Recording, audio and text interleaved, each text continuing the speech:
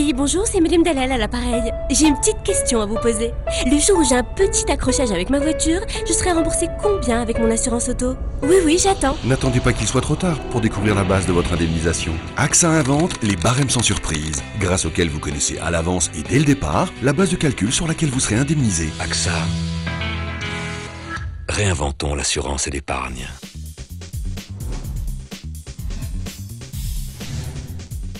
Bonjour et bienvenue dans le journal de l'économie de ce mardi 7 mai sur Chauffe TV. À Tanger, sur la zone franche d'exportation TFZ, le groupe espagnol Bamesa s'apprête à mettre en service une usine de découpe industrielle d'acier plat. Elle sera opérationnelle avant l'été pour desservir le marché marocain et principalement l'usine toute proche de Renault Meloussa. Cette nouvelle usine, SSC pour Steel Service Center, dont l'investissement porte sur plus de 220 millions de dirhams, s'étend pour l'heure sur 11 000 mètres carrés couverts et doit être dotée des toutes dernières technologies de découpe. L'acier plat, qui sera découpé dans l'usine de Bamesa, sera ainsi destiné aux presses d'emboutissage de Renault et ainsi les sous-traitants de la région. Le constructeur français doit produire en effet cette année 100 000 véhicules après les 50 000 sorties des chaînes en 2012 et ce, avant d'atteindre les 170 000 véhicules par an d'ici à 2 ou 3 ans.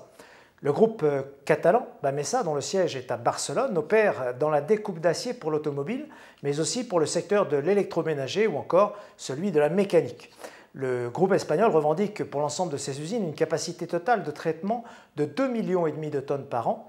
Très atomisé en Europe, le marché est traditionnellement dominé par les filiales intégrées des grands groupes sidérurgistes comme ThyssenKrupp ou encore ArcelorMittal, mais il compte également quelques opérateurs indépendants. Ainsi, Bamesa détiendrait, selon le magazine français L'Usine Nouvelle, environ 1% du marché européen de la découpe, un marché estimé à quelques 70 milliards d'euros. Airbus fait le bonheur des sous-traitants marocains. Le constructeur aéronautique européen Airbus a annoncé ce matin avoir enregistré 493 commandes nettes entre le 1er janvier et le 30 avril, près de 2 fois plus que Boeing qui en a décroché 255. Le constructeur européen a obtenu 83 commandes le mois dernier, essentiellement grâce à la compagnie Turkish Airlines qui a passé à lui seul un contrat pour 82 moyens courriers A320. Le carnet de commandes représente désormais 7 ans de production. Boeing affiche pour sa part 255 commandes, donc pour les 4 premiers mois de l'année, mais sur la même période, Airbus a livré 202 avions à ses clients, une augmentation de 10% par rapport à la même période l'année dernière. Son concurrent américain, qui a dû suspendre les livraisons de long courrier 787 au début de l'année en raison des problèmes de batterie, n'a quant à lui livré que 183 appareils. Le Maroc et sa centaine d'entreprises sous-traitantes regroupées au sein du GIMAS ne peut donc que se féliciter de la bonne tenue des commandes d'Airbus qui assure le développement d'une filière industrielle à forte valeur ajoutée. Les retraits au guichet automatique des banques plafonnés. La nouvelle a rapidement fait le tour des médias et des réseaux sociaux. Aujourd'hui, les banques baissent le montant maximum de retrait à leurs distributeurs automatiques. Des sources professionnelles ont, selon certains médias, révélé que certaines banques auraient diminué le montant maximum de retrait des guichets bancaires en passant de 5 000 à 3 000 dirhams par jour, tandis que d'autres établissements bancaires auraient baissé le total des retraits à 1 500 dirhams par jour. Une décision qui serait due, selon toujours ces médias, au manque de liquidité auquel font face les banques. Mais si l'information est exacte, les banques plafonnent bien le montant des retraits, c'est moins parce qu'elles manqueraient de liquidité que parce qu'elles estiment tout simplement aujourd'hui, de façon assez consensuelle, que, je cite un responsable bancaire de la place, l'argent coûte cher. Transport du cash, installation des billets dans les distributeurs automatiques, gestion de l'argent mis à disposition des titulaires de cartes bancaires, tout cela effectivement a un coût que les banques estiment ne plus pouvoir supporter sans réagir. En plafonnant donc les retraits entre 1 500 et 3 000 dirhams, voire parfois 4 000 dirhams, et en instituant ainsi une commission pour chaque opération, notamment pour les clients d'établissements concurrents, qu'ils soient marocains ou étrangers, les banques marocaines espèrent compenser les coûts de gestion.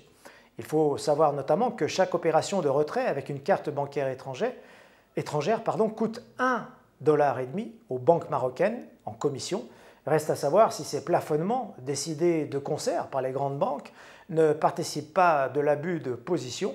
Les consommateurs, clients, pourraient manifester quelques mécontentements. Le Biladi bradé pour 1 million d'euros. Nous avions évoqué ici même la mise aux enchères du Biladi retenu depuis janvier 2012 dans le port de Sète pour des créances impayées.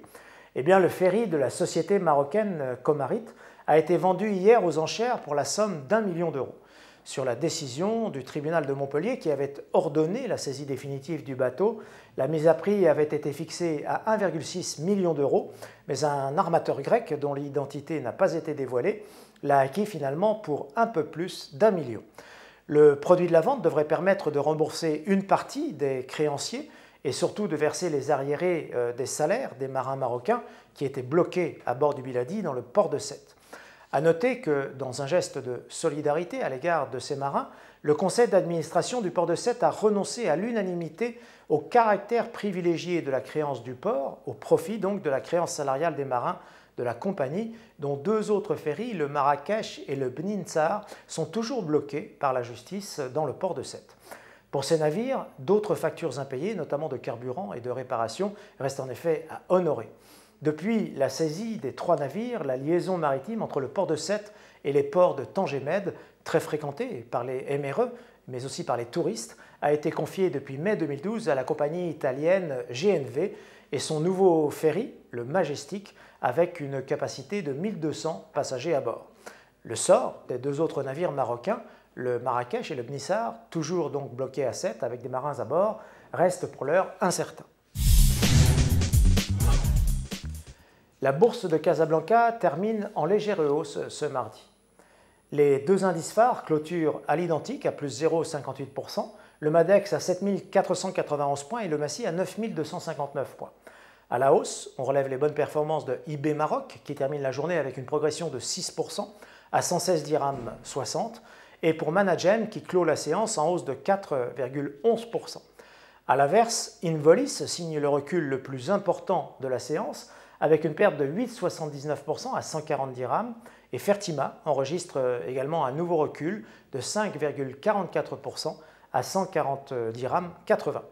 Bonsoir et à demain pour un nouveau journal de l'écho sur Chouf TV.